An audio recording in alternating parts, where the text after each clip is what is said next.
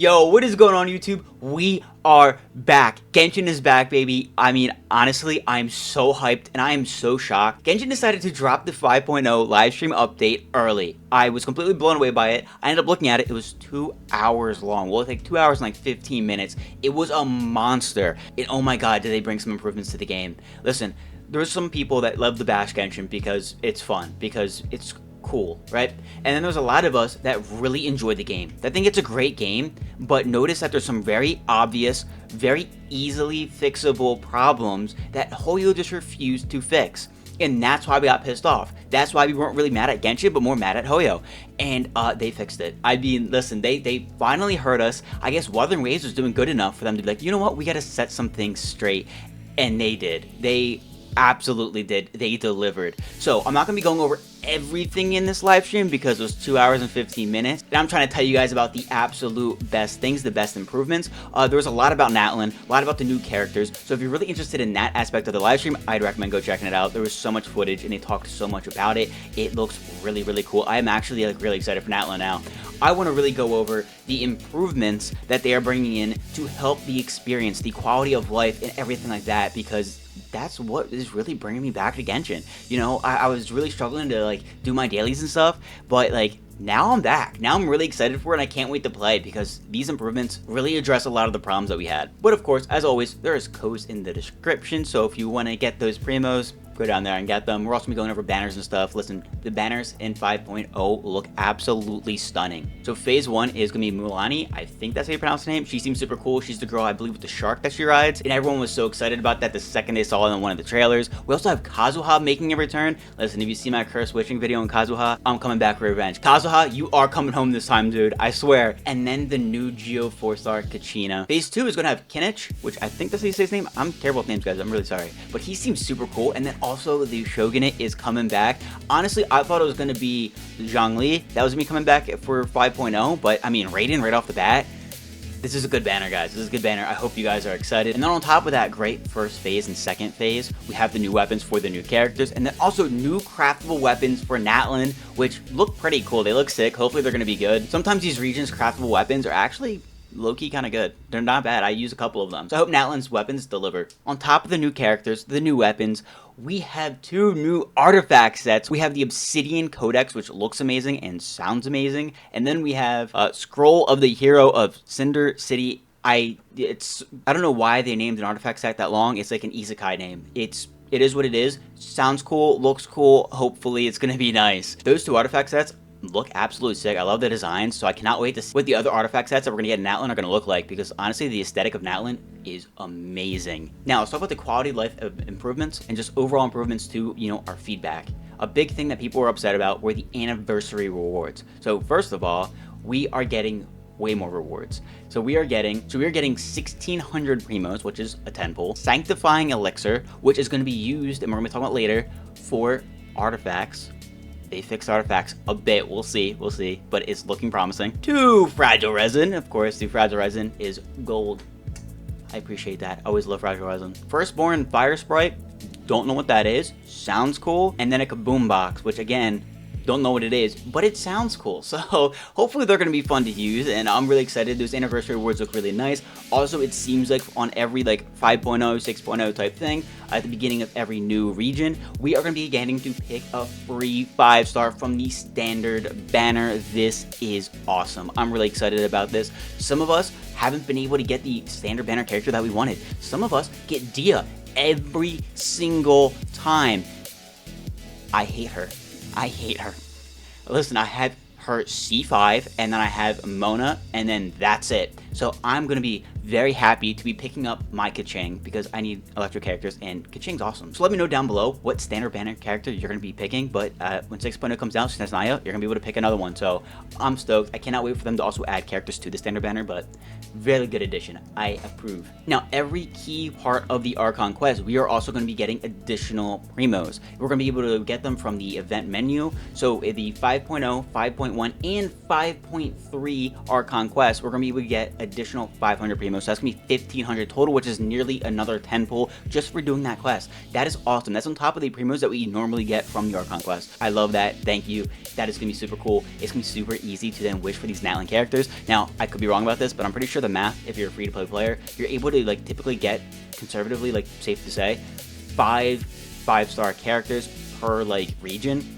With all the new improvements and ways to get more primos, I think that's gonna be more like 6, maybe 7 now. So we're gonna be able to get some characters that we want, and it's gonna be easier to build those characters. So they were kind of like vague about this. It seems like it's kind of all over the place, but there's gonna be certain quests or events that's gonna give us materials to level these characters up. In phase 1 for Mualani, again, hope I'm saying that right, there is going to be an event that you can do, and you're gonna be getting her character ascension materials, which means you're gonna be able to get her to level 60 just by doing that. You're not gonna have to grind for anything, I don't think. And then in the future, with every new character that comes out, you're gonna be able to do a quest or an event or something that's gonna give you those materials. So getting a character immediately to 60 is going to be super easy. I think this is just for new characters, but that's really nice because honestly, one thing I saw is I love it. You know, more primos, more free characters. This is great. But the biggest problem in Genshin is the materials to build those characters. You need to build those characters to use those characters, right? So the fact that they also address that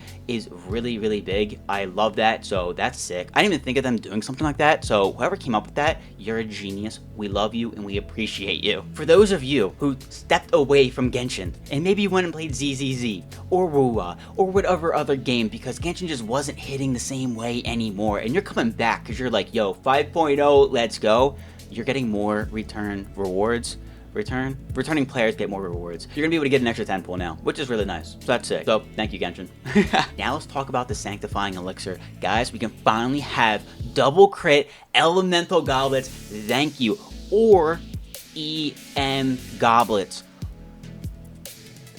Thank you. Sanctifying elixir can be used to then pick, I think you exchange it for an artifact you already have or to get an artifact, but you get to pick which artifact you want, what the main stat is, and what 2 substats are. So if you want that elemental goblet with double crit, it is yours, guaranteed. Now I think it does vary how much the elixir costs, well, the artifact costs, how much elixir costs, based on what you want and what you're adding to it, but from the video that we saw, we can get an elemental goblet with double crit, and it's going to cost 4. So hopefully this is going to be really nice. I don't know how much of that elixir we're going to get. Of course, if you get the battle pass, you get some extra, but we're going to get some for the rewards. It's going to be really cool to test out. You're going to have to be very, very cautious when using these so you don't waste them. Again, I think getting double crit elemental goblets is going to be the best way to go, or something like an EM circlet or an EM goblet. I don't know about you guys, I struggle to get those, and to be honest, my Raiden really needs an ER Sands, so I mean, I might use it on that because then my Raiden's gonna be like #1. Just saying. But I really do think this is gonna be a great addition to the game, even if it is really hard to get that elixir and you're not gonna do this with a lot of artifacts. Honestly, getting one artifact that you like really need is going to make a huge difference. And if we're able to get like a couple of them like per patch, that would be cool. That'd be really nice, and I'd appreciate that. So I'm glad that they made this decision. We also have a higher chance now to win the 50-50, as you saw from that little video, that little animation you saw. So I don't know the specifics. They're coming out with it later. We're gonna get like a newsletter or something that's gonna tell us more about it. But there is a different way to get a 5-star. So when you wish for a 5-star and you get that really special animation, that is telling you that you got the guaranteed limited banner character. Now, if you don't get the animation, does that mean you didn't get it? No. So pretty much what it is we have the normal 50-50, the normal wishing system that we've always had, right? Where if you get the normal gold, comes down, you're either gonna get the limited character or you're gonna get the standard character. Right? The same pity applies with guarantees and everything like that. But now you have a chance to get this new special kind of wish. And when you get that animation, it's guaranteed to be the limited banner character, and it also doesn't affect your pity. That's what they were saying. I'd love to see more information about this. Apparently this does increase our chances to get the limited banner character, so I guess it's not technically a 50-50 anymore. We have that higher probability to get it, which is really cool, which is why I'd love to see the numbers. But I appreciate that. That's really cool, and that gives us another reason to be absolutely hype when we see that glow. But I'm excited. I think that was really cool. Okay, now the weapon banner. A lot of people are gonna see this as a dub. I don't really kind of see it as a dub.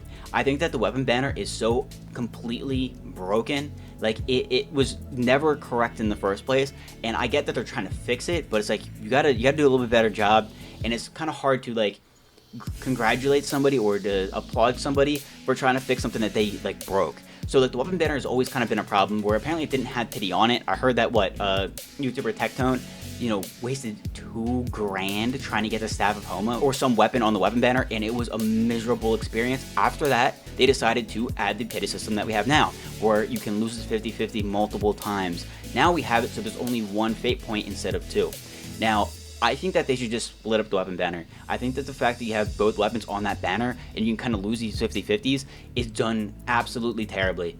It baits you into wishing on it more, which then baits you into spending money on the game, and it's kind of scummy. I really like how Weather and Waves did their weapon banner, where it's just the single one, there's no 50-50 loss, and you get it guaranteed at 80 pulls. I think that is the best and easiest way for your community. And if not too, like, have that pity carry over. Like, if you lose the 50-50 on the weapon banner, have it be guaranteed on the next one. I feel like the weapon banner has just always been this scummy, predatory aspect of gacha that they just keep trying to fix, but they're not actually fixing. We're always like one little step closer and closer and closer. So I think either get rid of the 50-50, like split up the weapon banner, or have that pity carry over like we do with the character banner, where if you lose the 50-50, well, on the next banner it's fine. Because right now, the fact that it resets every time is kind of annoying. Now, of course, your actual pity doesn't reset, that carries over, but if you lose the 50-50, that does not carry over. You have to restart, which makes wishing for weapons really more of a gamble. It really is a gamble, especially when you have a character where you really want their weapon's really good,